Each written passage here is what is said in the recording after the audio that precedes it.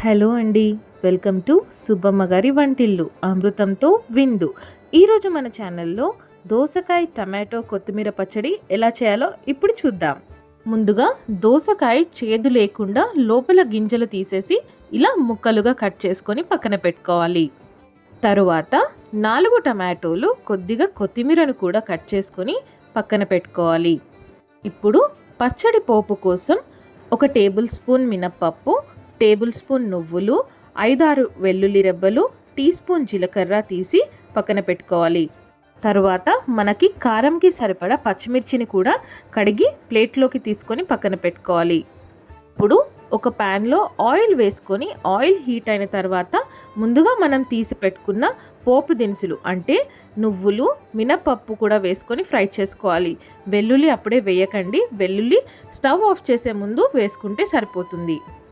ఇలా అవి కలుపుకుంటూ ఫ్రై చేసుకున్న తర్వాత అందులో కొద్దిగా కరివేపాకును కూడా వేసుకోవాలి. ఇలా అవన్నీ బాగా ఫ్రై అయిన తర్వాత నువ్వులు చిటపెట అంటున్నాయండి, అప్పుడు అవి ఫ్రై అయినట్టు. తర్వాత అందులో పచ్చిమిర్చి కూడా వేసుకొని ఫ్రై చేసుకోవాలి. పచ్చిమిర్చి ఒక 5 to 6 minutes ఫ్రై చేస్తే సరిపోతుంది.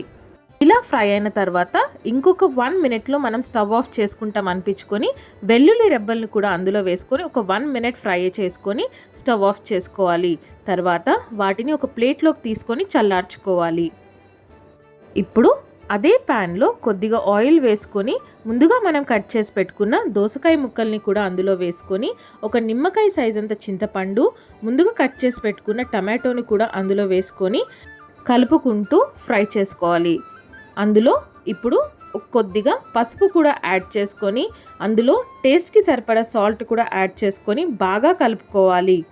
ఇలా బాగా కలుపుకున్న తర్వాత ఒక 5 minutes ఫ్రై చేసిన తర్వాత అందులో కొద్దిగా వాటర్ వేసుకొని దోసకాయ ఉడికేంత వరకు అంటే టమాటో కూడా మనకి మగ్గేంత వరకు మనం బాయిల్ చేసుకోవాలి.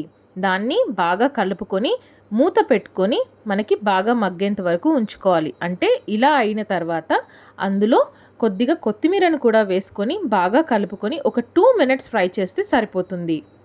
ఇప్పుడు మిక్సీ జార్లో ముందుగా మనం చల్లార్చుకున్న పచ్చడి పోపును అది అందులో వేసుకొని మనం గ్రైండ్ చేసుకోవాలి.